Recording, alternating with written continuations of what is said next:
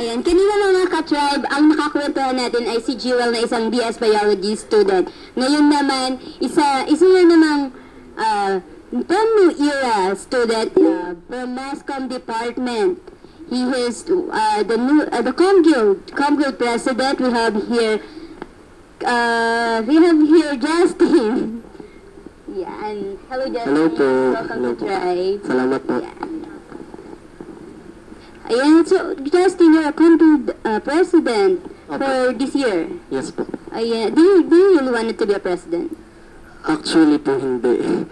Kasi po, ano po siya, yung nangyari po sa amin is parang ako po yung huli na humawak sa pagiging presidente. Bali po, dalawang presidente po yung una na bumaba, then ako po yung panghuli. Hindi ko siya plan. Opo, hindi ko Dalawa yung nag-step down and then kinuha mo yung position. Yes po. Wow. You got lucky. Or not so lucky. That's so lucky. Not so lucky. Pero masaya pa rin naman po. Okay, aside from being a president, ano pa yung iba mong mga achievements in college? Actually po, theater member po ako, and then mahal ko po kasi din yung pag-arte, and then dun sa field po namin is marami po ako natutunan like sa film, sa documentary. So parang mas nahahasa po yung skills ko, and then ano po, dun natututo po ako ng mabuti din sa mga gusto ko po, yung hilig ko po. Yun. Well, that's always good. Ano, really balance yung work tsaka fun. Yes. Para hindi masyadong stress. Tama. Ang importante kasi sa lahat ng ginagawa mo is nag-enjoy ka. And especially sa studies. Yes. Di ba parang what important is natututo ka. Kasi pag natututo ka, nakaka-enjoy na ang dami mong alam. Di ba? So, yun. Well, now that you're handling this organization, of course, in the future you have to pass it down to someone else, di ba? What would you want to relate to them about the experience of being, the president? Sa pagiging president po, hindi siya sobrang dali nakaakibat dito yung mga criticism ng mga tao. Pero gusto kong malaman ng mga aspiring president or aspiring leader na mahalin nila kung ano yung trabaho na meron sila. Mahalin nila kung ano yung mga ginagawa nila para mag-success po sila. Ano bang mga responsibilities? Yes. Curious ako. Actually po, sobrang dami. Sa events po, dun sa amin, kasi sa Mascom po, marami po kami mga events na hinahandle. And then, parang ikaw yung magmo-monitor. Dapat lahat ng mga detalye sa isang events ay alam mo. Para maiwasan yung mga failures sa isang events. Ganun po. Speaking of failures, were there any instances where there were things you had to deal with, problems or anything like that? And how did you get over that? How did you, adjust to it? Yes. Siguro po yung masasabi kong failures po is yung mga natatanggap ko po mga criticism po. Pero ako po yung ginagawa ko sa sarili ko, yung mga criticism po na yun, ginagamit ko in a positive way. Para mas maging strong po ako, saka para mas makaya ko pa, maging, yun kanina, strong. Yun po. Tama.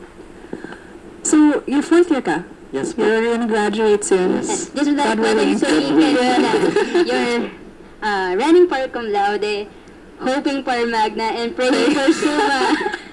We will pray for you as well.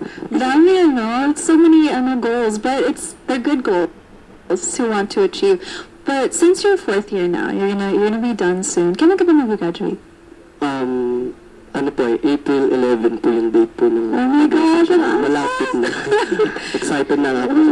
What secrets do you have? Parang yung mga tips and tricks to be successful in your college life? And knowing mass communication, lalo na sa ERA, yung mga mass comm sa ERA, they are really overload.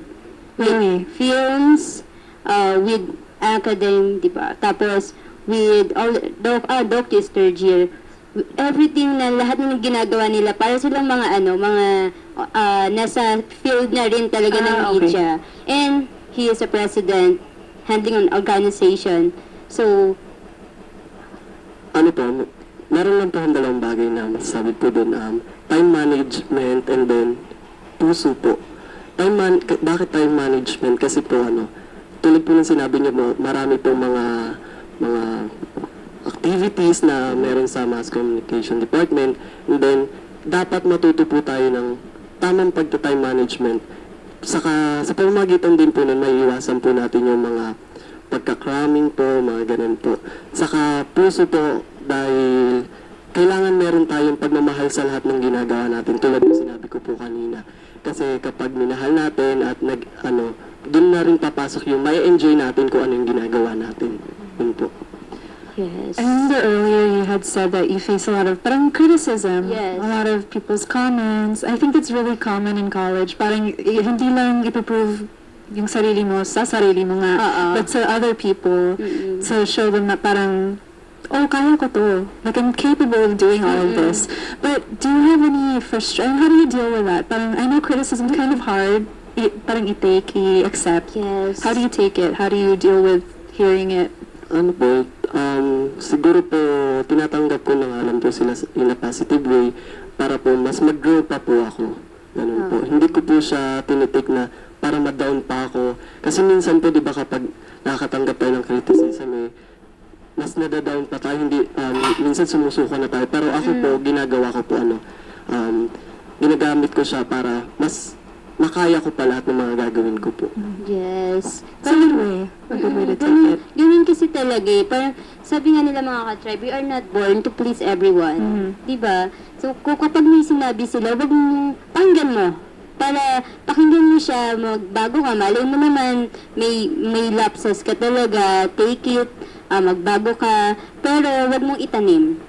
Yes. Diba? Kasi pag tinanim mo yung masamang bagay, Sasaktan mo yung sarili mo. yes, diba? Hindi rin, lulubog ka lang. Hindi mo mapapatunayan sa kanilang mali sila. Oo. Diba? And that's the best, hindi naman revenge, but best revenge.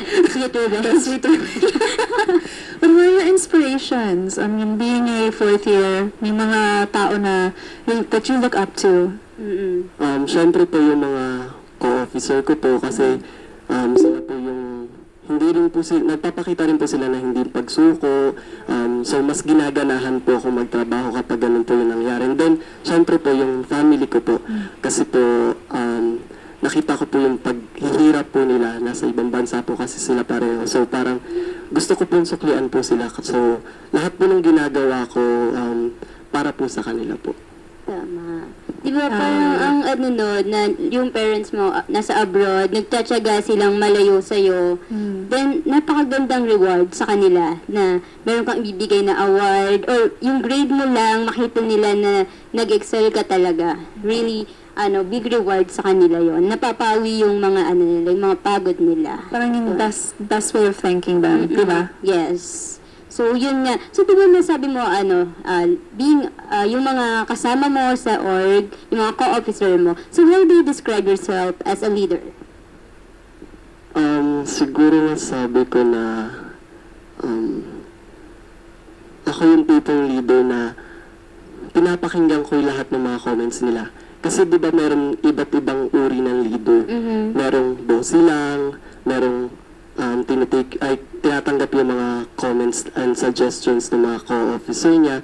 At meron naman yung nakapag-utos lang pero masabi lang na leader siya pero hindi naman pala talaga kilos. Or nag-uutos pero hindi alam yung utos niya. Di ba? Or ako po yung gusto ko po na tatanggap ko yung mga sides po nila para syempre makapagtrabaho po kami na maayos po. Ganun po. So, mag-graduate ka na. What would you like to relay to the incoming fourth years, yung mga first year pa, or even high school, yung the ones that are still coming in? What would you want to tell them as far as a message? Syempre, mag-focus lang ng mabuti sa pag-aaral. Kasi yung pag-aaral, yun yung magiging sandata mo sa future mo. And then, hanggat maaari iwasan natin yung mga hindi magandang gawain. And then, magkaroon tayo ng pangarap sa buhay. Yun po. Yes, magkaroon tayo ng pangarap sa buhay. Ang ganda nun.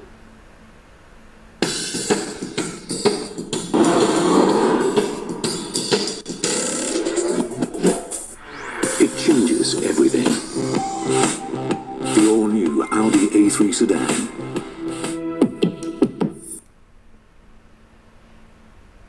Mga ibang bansa para po sa kinabukasan po namin. So, sobrang thankful po ako sa kanila kasi hindi po nila kami iniiwan. At lagi po sila nandyan para gabayan po kami. Although nga malayo sila, pero hindi po nila nakakalimutan na turuan pa rin po kami ng tamang asal po. Yes. Alam mo bago ko putulin yung message, meron akong gustong, meron lang akong naalala na parang part din ng pag-aaral natin, yung mga teachers natin. Diba? Paano nila tayo nuhubog. Hindi lang kasi sila nagbibigay ng technicals na knowledge. They Mga life also, lessons yes, na kasama. Yun. So, ikaw, do you have message for your professors? Sobra din po akong thankful sa kanila kasi sila po yung pangalawang pamilya o pangalawang magulang po natin. So, sila po yung nagtuturo sa atin ng mga tamang asal din. So, saka nag-build din po sila ng dreams po natin eh. Tulad po, nasa-share ko lang po nung high school po ako, yung principal po namin, siya po yung parang naging susi rin po para malaman ko po kung ano yung dreams ko po. So, sobrang thankful po ako sa lahat ng mga professors po, ng mga teachers po. Wow, di ba? Nakaka-inspire. I need to finish school too. Balik na ako. I will eventually. Yeah. Thank you so much. I feel so inspired now having heard like your So story. inspired and you want to fly it I back. know. No, it's okay. I'll stay here. hindi pa dyan matatapos, mga ka-tribe. There is more when we come back.